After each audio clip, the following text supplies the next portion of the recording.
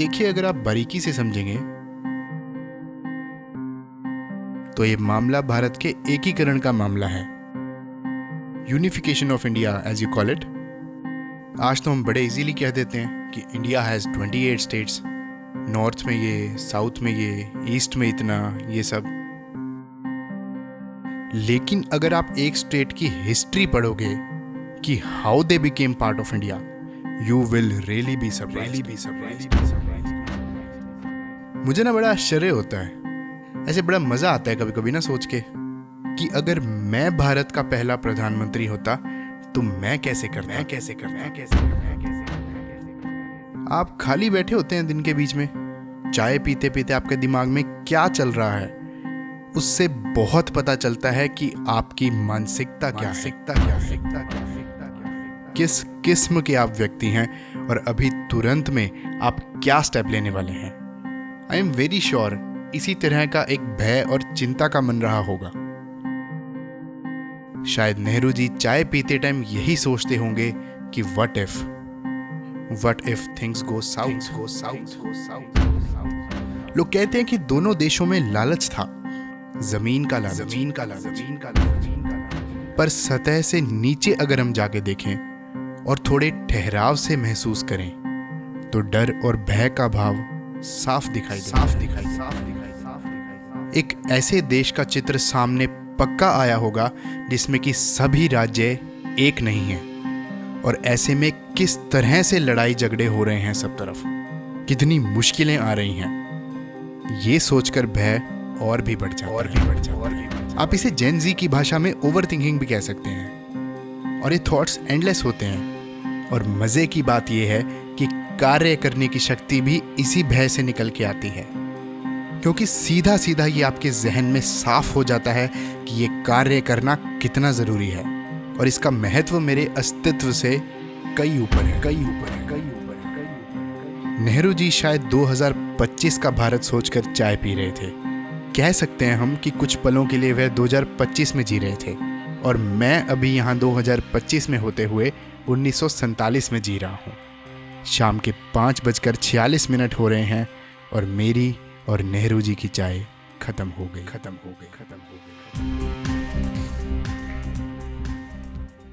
चाहे आप किसी भी प्रोफेशन में हो, जो भी करते हो, आपने आर्टिकल 370 का नाम जरूर सुना होगा कि हाँ यार, ये कुछ तो है। शायद मॉडर्न लेजिस्लेचर का सबसे इंटरेस्टिंग टॉपिक है ये जो आज हम डिस्कस करने जा रहे हैं। ये टॉपिक इतना कॉम्प्लेक्स और ब्यूटीफुल है कि आपको ये कहानी सुन के इतना मजा आएगा ना, एक चेन की तरह ऐसे एक के बाद एक कड़ियां जुड़ती जाएंगी और आपको समझ आएगा कि ऐसा हुआ क्यों, आर्टिकल 370 लगाया ही क्यों और इसकी जरूरत ही क्यों पड़ी, जम्मू एंड कश्मीर को एक स्पेशल स्टेटस दिया ही क्यों गया और इतने सालों से ये मामला चल रहा है तो कुछ तो इसमें खास होगा। और लगाया क्यों, इससे भी ज्यादा इंटरेस्टिंग बात यह है कि इसको हटाया कैसे। हटाने का प्रोसेस लगाने से भी ज्यादा इंटरेस्टिंग है। अभी पूरी कहानी बताऊंगा मैं आपको आगे, लेकिन एक बात तो पक्की है, जिसने भी इसकी प्लानिंग की है सही में वो चाणक्य ही है। इतनी शानदार तैयारी की इन लोगों ने, एक एक पेज कहां फंसेगा इनको पहले से ही पता था और उस सब की तैयारी इन्होंने पहले से ही करके रखी थी। अब इसको समझने से पहले एक चीज पहले समझिए कि हिस्ट्री का कोई भी टॉपिक जब हम समझते हैं तो उस समय की सिचुएशन और सर्कमस्टांसेस हमने जरूर समझनी है। आपने हमेशा ये इमेजिन करना है कि अगर मैं उस टाइम पे होता तो मैं कैसे डिसीजन लेता, और आपने सीरीज ऑफ इवेंट्स को समझना है, एक से दूसरा, दूसरे से तीसरा, कैसे ये रिलेटेड है और कैसे एक दूसरे पर डिपेंडेंट है। इंडिपेंडेंट इवेंट्स को देखकर अपना जजमेंट पास करने से बचना है। और आर्टिकल 370 के विषय में अगर मैं बात करूं तो उस समय के हमारे लीडर्स को जो ठीक लगा उन्होंने वो किया। किसी भी डिसीजन के पीछे कई परिस्थितियां रही होंगी, तब कैसा माहौल था, कुछ मजबूरियां रही होंगी, कुछ चीजें फेवर में भी काम की होंगी। तो जितने ज्यादा और एक्यूरेट फैक्टर्स आप कंसिडर करेंगे और बात को समझने की कोशिश करेंगे, आपको लगेगा कि शायद ठीक ही किया और कोई बेस्ट ऑप्शन था भी नहीं उस समय। इसके साथ साथ जो डिसीजन मेकर होता है उसकी पर्सनैलिटी कैसी है और उसका नेचर कैसा है, उसका भी बहुत योगदान होता है। वो दुनिया के बारे में क्या सोचता है, कैसे समझता है, उसका भी बहुत महत्व होता है। तो शुरू करने से पहले मैं आपको बता दूं कि हम 3 भागों में इस पूरी पहेली को समझेंगे। पहला ये कि आर्टिकल 370 आया कैसे, लगाया ही क्यों, इसकी जरूरत ही क्यों पड़ी। दूसरा ये कि आर्टिकल 370 और आर्टिकल 35A करके एक और है इसके साथ, ये कहते क्या हैं? और तीसरा कि आर्टिकल 370 हटाया कैसे? इसकी प्लानिंग और एग्जीक्यूशन समझेंगे। और इसके साथ-साथ उस मास्टरमाइंड के दिमाग में झाँकने की कोशिश करेंगे कि कैसे बैठ के दिमाग लगाया होगा और इसको रिवर्स इंजीनियर करके प्लान किया होगा। वो भी बिना कोई लूपहोल छोड़े कि आगे आने वाली कोई भी सरकार इसको वापस ना ले आए। तो शुरू करते हैं। हम सबको पता है कि 15 अगस्त 1947 को भारत आज़ाद हुआ। ब्रिटिशर्स से इंडिया को आज़ादी मिली और पाकिस्तान को भी आज़ादी मिली। तो जब ब्रिटिशर्स भारत को छोड़ के जा रहे थे, उस समय पे एक बड़ा चैलेंज इंडिया और उसके लीडर्स के सामने आया। वो था इंडिया बनाने का चैलेंज, इंडिया को जोड़ने का चैलेंज। सारी रियासतों को मिलाकर बनाना था एक कंप्लीट पूरा देश। तो उस समय पे दो तरह की स्टेट्स थी, एक तो ब्रिटिश ओन्ड एरियाज और दूसरा प्रिंसली स्टेट्स मतलब कि रियासतें। तो उस समय पे लगभग 565 रियासतें थी जिनको भारत के साथ जोड़ना था। और इस काम को करने के लिए इस देश के सबसे दो होनहार व्यक्ति को चुना गया, सरदार वल्लभ भाई पटेल और वीपी मेनन। अंग्रेजों ने रियासतों को तीन ऑप्शंस दिए, या तो आप भारत के साथ मिल जाओ, या आप पाकिस्तान के साथ मिल जाओ, या आप इंडिपेंडेंट रह लो। और दोनों ही देश चाहते थे कि ज्यादा से ज्यादा रियासतें उनके पास आएं। पटेल और वीपी मेनन ने भारत को जोड़ने में इतना बड़ा योगदान दिया है और इतना बढ़िया काम किया है जो कि सच में काबिल तारीफ है। एक्चुअल में क्या था, पटेल बहुत ही बड़े वकील थे, उनको बात करने का तरीका भी आता था। वो रियासतों के राजाओं से जाके बात करते थे, अपना प्रस्ताव रखते थे कि भारत में मिल जाओ, उनसे नेगोशिएशंस करते थे और धीरे धीरे करके एक एक को ऑन बोर्ड करते गए। अब इतना आसान नहीं था उस समय राजाओं को मनाना, क्योंकि इन्होंने अपनी स्पेशल डिमांड्स और शर्तें रखनी शुरू कर दी थी, जैसे कि अपना राज्य का प्रमुख हम खुद ही रहेंगे और वगैरह वगैरह। तो ऐसी अजीबोगरीब डिमांड्स को देखते हुए पटेल ने कहा कि चलो ठीक है, तुम सिर्फ तीन चीजें हमें दे दो, बाकी खुद संभाल लो।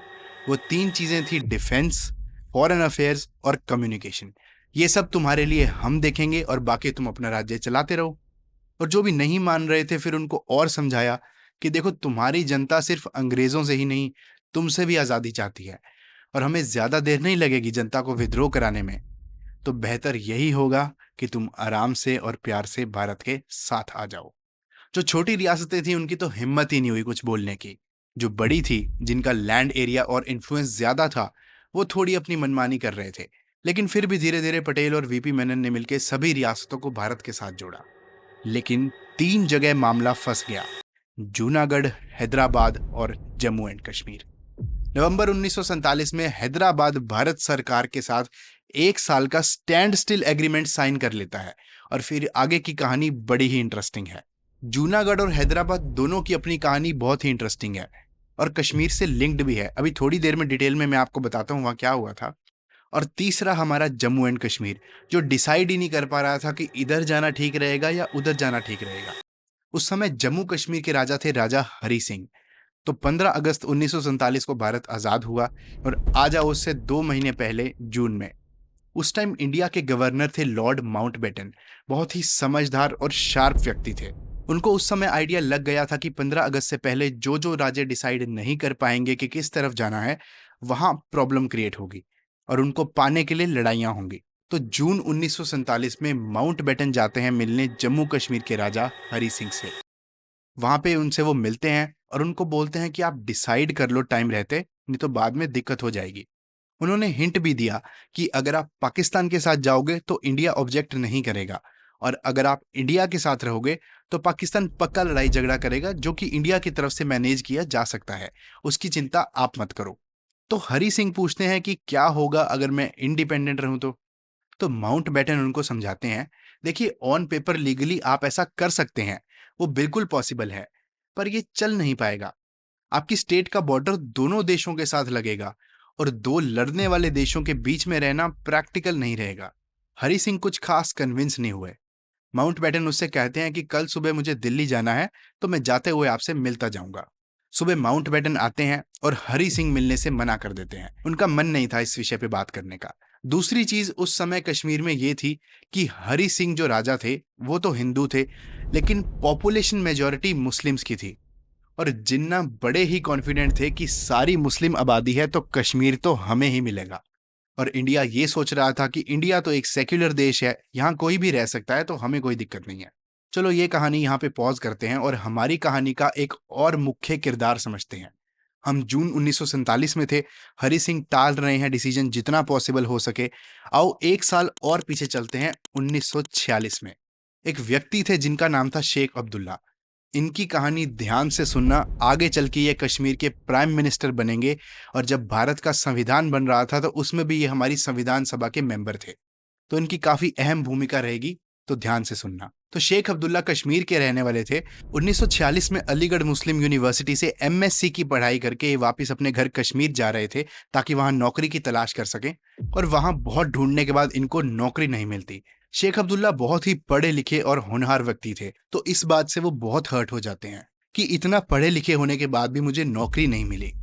कहा जाता है कि क्योंकि राजा हरी सिंह हिंदू थे तो वो मुस्लिम्स को बहुत अच्छी जॉब देने से बचते थे, और फ्रस्ट्रेटेड होकर वो राजा हरी सिंह और उनकी शासन के खिलाफ कश्मीर में एक आंदोलन शुरू करते हैं, कश्मीर छोड़ो आंदोलन। इसका बिल्कुल क्लियर और एक ही ऑब्जेक्टिव था, राजशाही को हटाना और लोकतंत्र लाना। शेख अब्दुल्ला चाहते थे कि वोटिंग होनी चाहिए और जनता की सरकार होनी चाहिए। शेख अब्दुल्ला काफी अच्छे पब्लिक स्पीकर थे और वो लोगों को इन्फ्लुएंस करने में कामयाब भी हुए। इसके साथ साथ शेख अब्दुल्ला बहुत ही सोशलिस्ट और सेक्युलर विचारधारा के थे। उनके मन में स्टांस एकदम क्लियर था कि हमें हिंदू और मुस्लिम ऐसे अलग अलग करके नहीं देखना है, इशू कश्मीर का है तो उसको सॉल्व करना है। वो हमेशा इंडिया के फेवर में रहते थे और मुस्लिम लीग से बेहद नफरत करते थे। इवन के जब आगे चल के इनका इन्फ्लुएंस बढ़ता है तो जिन्ना बड़ी कोशिश करते हैं कि शेख अब्दुल्ला को अपनी तरफ करके कश्मीर कंट्रोल में ले लें, पर शेख अब्दुल्ला बिल्कुल अपने विचारों पे डटे हुए थे। उनको था कि मुस्लिम लीग से तो मुझे बात तक नहीं करनी है। और ये जो आंदोलन चलाया करते थे, कश्मीर छोड़ो आंदोलन, उससे राजा हरी सिंह ने तंग आकर शेख अब्दुल्ला को जेल में डाल दिया था। हरी सिंह शेख अब्दुल्ला को बिल्कुल पसंद नहीं करते थे। एक मैं आपको और बात बताता हूँ, शेख अब्दुल्ला और नेहरू के विचार आपस में बहुत मिलते थे और इसी वजह से दोनों में दोस्ती भी थी। थोड़ा सा पेशेंस रखना, अभी आगे जाके ये सारे डॉट्स कनेक्ट होंगे। तो आ जाओ वापस 1947 में। तो कश्मीर में तो हरी सिंह जितना पॉसिबल हो सके टाल रहे थे डिसीजन की किसके साथ जाना है। तो फाइनली 15 अगस्त 1947 आ गया और देश आजाद हो गया, और तीनों जूनागढ़, हैदराबाद और जम्मू एंड कश्मीर पेंडिंग थे। जूनागढ़ और हैदराबाद दोनों पाकिस्तान के साथ जाना चाहते थे, और जूनागढ़ में आबादी सारी हिंदू थी, लेकिन उनका नवाब मुस्लिम था जो पाकिस्तान के फेवर में था। उसको लगा होगा कि मुस्लिम देश बना रहे हैं, इनके साथ जुड़ने में फायदा होगा। तो सितंबर 1947 में क्या होता है, आजादी के एक महीने बाद जूनागढ़ पाकिस्तान के साथ इंस्ट्रूमेंट ऑफ एक्सेशन पे साइन कर देता है। मतलब कि तय कर लेता है कि मैं पाकिस्तान के साथ जाऊंगा। और मेजॉरिटी हिंदू पॉपुलेशन थी, तो पटेल को लगा कि यार कुछ तो गड़बड़ है, कहीं ये वहां के मुस्लिम राजा को मैनिपुलेट करके जबरदस्ती तो नहीं पाकिस्तान का हिस्सा बना रहे। तो पटेल ने कहा कि हम इस एग्रीमेंट को स्वीकार नहीं करेंगे, और साथ में वहां पे जनता विद्रोह कर देती है और नवाब को पाकिस्तान भागना पड़ता है। उसके बाद वहां के जो हेड थे शाह नवाज भुट्टो, उनको समझ आ गया था कि ऐसे तो नहीं चलेगा। उन्होंने भारत सरकार से बात की और कहा कि आबादी को देखते हुए हमें यही लगता है कि जूनागढ़ भारत का हिस्सा होना चाहिए। आप आके पेपर वर्क कर लो, हम रेडी हैं इंडिया के साथ मर्जर के लिए। फिर पटेल को लगा कि यार ऐसे नहीं, सबको लगेगा कि जबरदस्ती लिया है, इतिहास में लिखा जाएगा और एक गलत एग्जाम्पल सेट होगा। तो उन्होंने कहा कि प्लेबिसाइड कराएंगे, और ये पूरी वीडियो का सबसे इंपॉर्टेंट वर्ड है, इसको जहन में बिठा लो, प्लेबिसाइड। मतलब कि जनता से वोट कराना और उनकी राय लेना कि वो कहां जाना चाहती है। फिर आगे चल के 1948 में प्लेबिसाइड हुआ और 99% वोट भारत के फेवर में आए और जूनागढ़ भारत का हिस्सा बन गया, वो भी एकदम साफ सुथरे तरीके से। और यहाँ पे एक प्लेबिसाइड से सिचुएशन को स्टेबल करने का एक बहुत ही अच्छा एग्जाम्पल सेट हो गया। और वैसे भी पॉपुलेशन को देखते हुए इंडिया को कॉन्फिडेंस था ही कि हमारे पास ही आएगा, और वोटिंग से लेंगे तो कोई इंटरनेशनल लेवल पे भी इसको क्वेश्चन नहीं कर सकेगा कि गलत तरीके से लिया है। और हैदराबाद की तो कहानी इतनी गहरी है, हैदराबाद मान ही नहीं रहा था और बहुत प्रेशर भी बन रहा था। तो नवंबर 1947 में हैदराबाद भारत सरकार के साथ 1 साल का स्टैंड स्टिल एग्रीमेंट साइन कर लेता है कि जो सिचुएशन है अगले 1 साल तक वही रहेगी, ना आप कुछ करना ना हम कुछ करेंगे। और पटेल भी खुश थे कि चलो थोड़ा टाइम मिल गया मुझे, मैं तब तक जूनागढ़ और कश्मीर बाकी दोनों पे फोकस कर लेता हूँ, बाद में इनको बताऊंगा। आओ कश्मीर पे वापस आते हैं और 1947 की बात करते हैं। तो अक्टूबर 1947 में क्या होता है, पाकिस्तान एक बड़ी गलती कर देता है। पाकिस्तान को लगता है कि यार कश्मीर चाहिए किसी भी हाल में, ऐसे जाने नहीं देना। और राजा भी बहुत कंफ्यूज्ड और परेशान था। उसको लगा कि यार अगर मैं इंडिया के साथ जाऊंगा तो मेरी राजशाही चल नहीं पाएगी। इंडिया तो डेमोक्रेसी ला के ही मानेगा क्योंकि वो डेमोक्रेटिक देश है। और पाकिस्तान के साथ अगर मैं जाऊं तो वो मुस्लिम देश है, वहां हिंदू राजा को वो चलने नहीं देंगे। और हरि सिंह साथ में ये भी चाहते थे कि मैं जितना हो सके उतने लंबे समय तक अपनी सत्ता का सुख भोग लूं। और उधर से जिन्ना रोज कश्मीर के सपने ले रहे थे, उनको पाकिस्तान का नक्शा ही अधूरा लगता था कश्मीर के बिना। पाकिस्तान को लगा कि अगर हम आर्मी से हमला करते हैं कश्मीर पर तो ऐसे लगेगा कि यार हमला करा है और हमारा स्टैंड कमजोर पड़ जाएगा, कि हम तो लड़ाई झगड़ा करके जबरदस्ती ले रहे हैं। तो उन्होंने क्या करा, अकबर खान जो वहां की मिलिट्री के काफी सीनियर पोस्ट पे थे, उनको एक काम सौंपा। उन्होंने वजीरिस्तान के ट्राइबल मुस्लिम्स की एक फौज तैयार की और उसे कहा गया आजाद कश्मीर फौज। तो 20 अक्टूबर 1947 को 10,000 की सेना निकली श्रीनगर को और धीरे धीरे करके एक एक शहर पे कब्जा करती गई। जब हरि सिंह को इसके बारे में पता चलता है तो वो अपने ब्रिगेडियर राजेंद्र सिंह से कहते हैं कि मुझे अपनी सेना पे पूरा भरोसा है, कुछ नहीं होगा। लेकिन ब्रिगेडियर राजेंद्र सिंह को एक डर था कि हमारी सेना में 60% से भी ज्यादा मुस्लिम्स हैं, और अगर पाकिस्तान की सेना ने इनको बहला फुसला के कुछ मैनिपुलेट करके कुछ कोशिश की कि हम मुस्लिम देश बना रहे हैं, तुम हमारे साथ मिल जाओ, तुम्हारा ओहदा बढ़ेगा, तुम्हें हम बहुत सारे बेनिफिट्स देंगे, तो ऐसे में हो सकता है कि हमारे सैनिक मैनिपुलेट हो जाएं और पाकिस्तान की सेना के साथ जाके मिल जाएं। और जिस बात का राजेंद्र सिंह को डर था वही हुआ। फिर पाकिस्तान की सेना 2 दिन में मुजफ्फराबाद क्रॉस करके तीसरे दिन वो उरी के पास पहुंच जाते हैं, जो कि श्रीनगर से सिर्फ 100 किलोमीटर दूर है। राजेंद्र सिंह हरि सिंह को कहते हैं कि आप जान बचा के यहां से भागो, यहां सारा मामला हम संभाल लेंगे। तो हरि सिंह को लगा कि यार गड़बड़ तो है। उन्होंने दिल्ली फोन करा मदद मांगने के लिए। वीपी सिंह फ्लाइट पकड़ के गए मिलने और पूछा कि आप क्या चाहते हो। राजा ने कहा कि मैं मुसीबत में हूं, मेरे को बचा लो। वीपी मेनन कहते हैं कि चलो ठीक है, मैं दिल्ली जाके बात करता हूं। दिल्ली में एक मीटिंग हुई जिसमें नेहरू, पटेल, वीपी मेनन और माउंटबेटन सब बैठे थे। तो पटेल और नेहरू ने सोचा कि यार कर देते हैं मदद, लेकिन माउंटबेटन का उस समय पे दिमाग चला। उन्होंने कहा कि जब तक कश्मीर भारत का हिस्सा ही नहीं है तब तक हम मिलिट्री हेल्प कैसे दे सकते हैं, ये तो act of war on foreign soil माना जाएगा। और अभी तो तुम जस्ट आजाद हुए हो, अभी से इंटरनेशनल वॉर्स करनी शुरू कर दोगे, इमेज भी खराब होगी। और अभी देश की आर्थिक स्थिति भी उतनी कोई अच्छी नहीं है, फाइनेंशियली भी वॉर अफोर्ड करना अभी पॉसिबल नहीं है।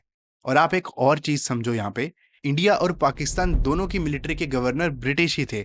उनको पता था कि ये दोनों देश आजाद होते ही लड़ाई झगड़ा करने लगेंगे, तो दोनों की मिलिट्री का कंट्रोल उन्होंने अपने पास ही रखा था, जो कि एक बहुत अच्छा डिसीजन था, वरना बहुत ज्यादा लड़ाई झगड़े होते।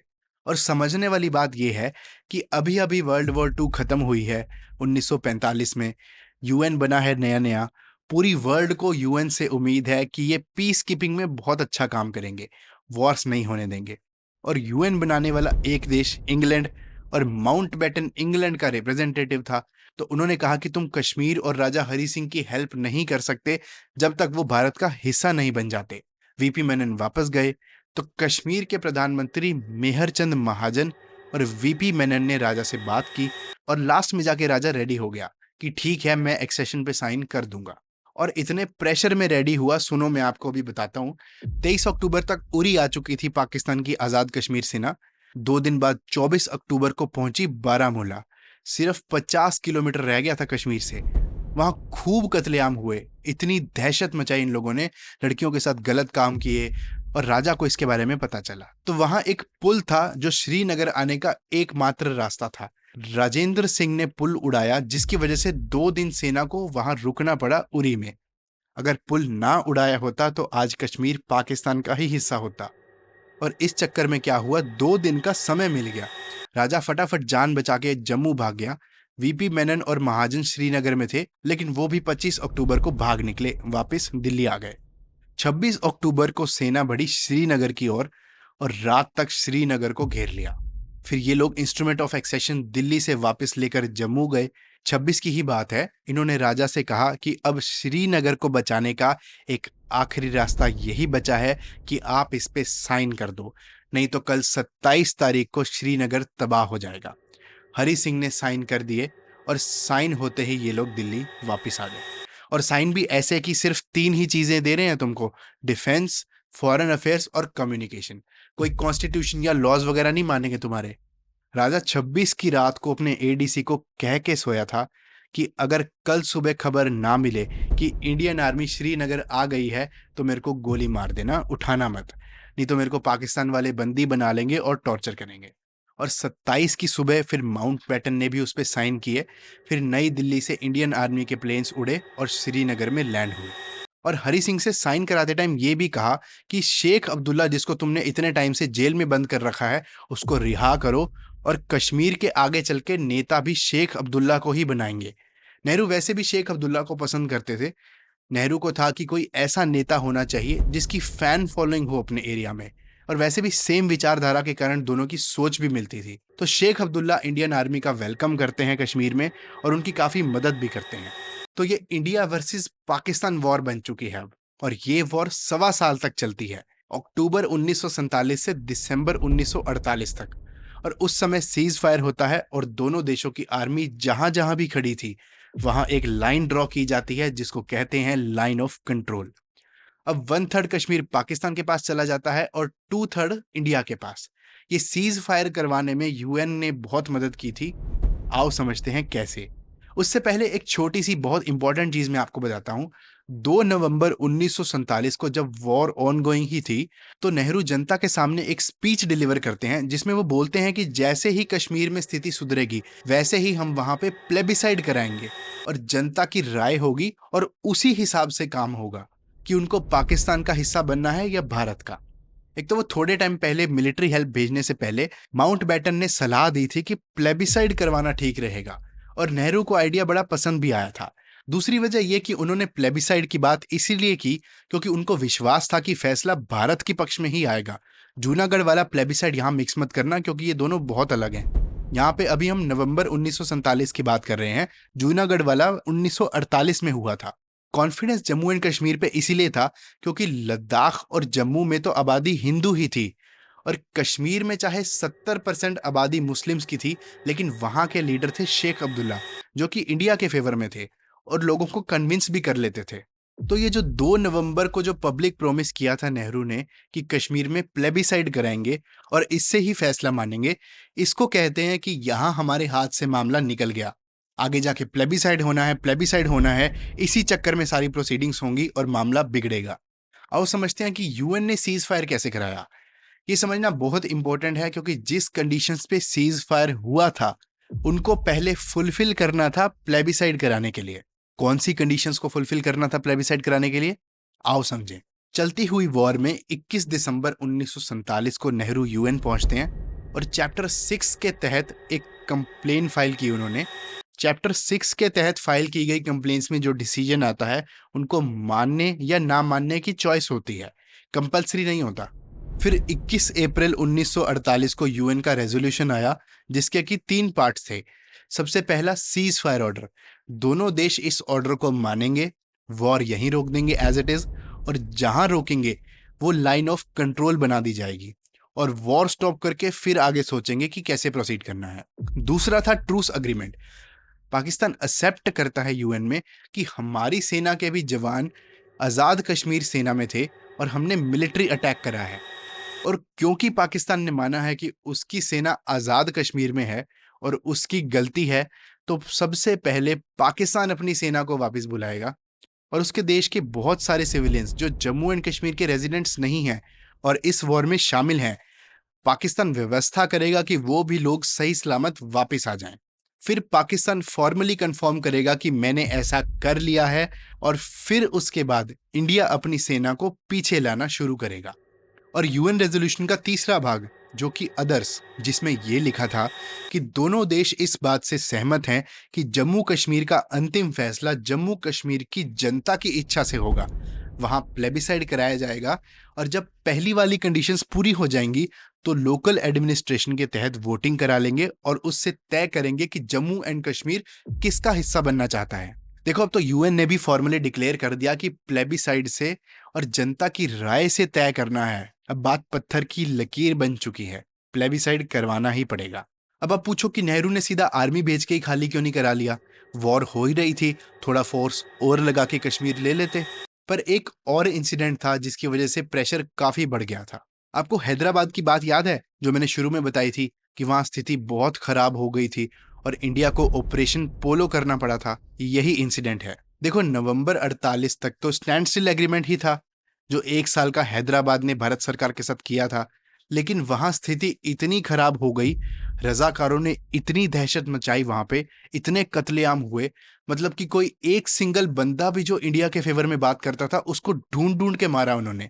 तो पटेल को लगा कि यार लातों के भूत बातों से नहीं मानेंगे। तो 13 सितंबर 1948 को पटेल ने भेज दी सेना हैदराबाद में और 5 दिन के अंदर अंदर खाली करा लिया। 18 सितंबर को सरेंडर कर दिया उन्होंने और हैदराबाद भारत का हिस्सा बन गया। और इसके बाद क्या हुआ, हैदराबाद के लीडर पहुंच गए यूएन में और उनको बोल दिया कि लड़ाके हम पे कब्जा कर रहे हैं, जबरदस्ती कर रहे हैं हमारे साथ। और बात ये बनती है कि अभी अभी आजादी मिली है, लड़ाई झगड़े भी करने शुरू कर दिए। एक देश जिसने अपने ऊपर से अभी शासन हटाया है, अब आजाद होते ही वो दूसरों पे शासन करने लगेगा। और आप समझो, नेहरू बहुत ही इमेज कॉन्शियस आदमी थे। उनको था कि बिना लड़ाई झगड़े के सब काम हो, इंटरनेशनल इमेज अच्छी रहनी चाहिए और ये सब हिस्ट्री में लिखा जाएगा, सब कुछ मैटर करता है। तो हैदराबाद वाला भी इंजाम था कि इंडिया वाले लड़ाके हैं, इस वजह से भी वो पाकिस्तान के साथ फुल स्केल वॉर करने से बचे। और वॉर में बहुत पैसा और रिसोर्सेज भी खर्च होते हैं, बहुत जानें भी जाती हैं। फुल स्केल वॉर अफोर्ड करना कोई आसान बात नहीं थी उस समय। उस समय देश की स्थिति भी बहुत खराब थी, देश काफी गरीबी और मुश्किलों से गुजर रहा था। अब मोटी मोटी बात यह है कि प्लेबिसाइड तो कराना ही पड़ेगा, तभी कश्मीर का फैसला हो पाएगा कि उसको किसके साथ जाना है। तो जम्मू कश्मीर में शेख अब्दुल्ला पावर में थे। ये तो उसी टाइम हरी सिंह से इंस्ट्रूमेंट ऑफ एक्सेशन साइन कराते टाइम डील हो गई थी कि प्रशासन शेख अब्दुल्ला संभालेंगे। और ये यूएन वाला ऑर्डर जो दोनों देशों को मानना ही था, वो 31 दिसंबर 1948 को पास हुआ और 1 जनवरी 1949 से वॉर रुक गई दोनों देशों के बीच में। सीज फायर डिक्लेयर हो गया और अब 33% कश्मीर पाकिस्तान का हिस्सा है और 66% भारत का। तो अब कश्मीर भारत का हिस्सा तो बन गया, लेकिन एक बड़ा सवाल था कि जब तक प्लेबिसाइड हो नहीं जाता तब तक जम्मू एंड कश्मीर चलेगा कैसे। तो इसी साल जून 1949 में एक मीटिंग होती है दिल्ली में जिसको बोलते हैं दिल्ली अंडरस्टैंडिंग। इस मीटिंग में शेख अब्दुल्ला, पटेल, नेहरू सब मौजूद थे। भारत का संविधान भी बन ही रहा था उस समय। तो उन्होंने कहा कि जम्मू एंड कश्मीर के साथ जो भी करना है वो भी यहीं तय कर लेते हैं। जब तक प्लेबिसाइड नहीं होता तब तक कैसे करना है, स्टेट कैसे चलेगा, कुछ नियम कानून तो होना चाहिए ना। तो जम्मू एंड कश्मीर से 4 लोग हमारी संविधान सभा के मेंबर बने। इनमें से एक थे शेख अब्दुल्ला खुद, दूसरे थे मिर्जा अफजल बेग, तीसरे थे मसूदी और चौथे मोतीराम बागा। तो जो डील भारत सरकार ने जम्मू एंड कश्मीर के साथ की थी वो डिस्कस हुई और उसके तहत कुछ स्पेशल सॉल्यूशन करना था और आगे प्लेबिसाइड भी होना है। तो कोई टेम्परेरी सॉल्यूशन चाहिए कि जितने टाइम प्लेबिसाइड नहीं होता उतने टाइम बस स्टेट को चलाने के लिए सॉल्यूशन चाहिए। डील ये हुई थी कि इन्होंने कहा था कि हमें अपना सेपरेट कॉन्स्टिट्यूशन बनाना है, सेपरेट फ्लैग चाहिए, जम्मू एंड कश्मीर का अपना प्रधानमंत्री होगा और ऐसे करके बड़ी सारी डिमांड्स थी इनकी। और यहीं दिल्ली अंडरस्टैंडिंग की मीटिंग में मांग की गई आर्टिकल 370 की। तो चैप्टर 2 में समझेंगे कि इसमें था क्या, इतना पावरफुल आर्टिकल ये कैसे था। इसके साथ एक और इंपॉर्टेंट आर्टिकल 35 से भी आएगा। इतना स्पेशल स्टेटस था जम्मू एंड कश्मीर के पास और आर्टिकल 370 जम्मू एंड कश्मीर को कैसे प्रोटेक्ट करके रखता था कि Indian constitution Jammu and Kashmir पे अप्लाई ही ना हो। इसको लगाने की नौबत आई कैसे, इससे भी ज्यादा इंटरेस्टिंग है कि इसमें था क्या। तो समझेंगे पार्ट 2 में।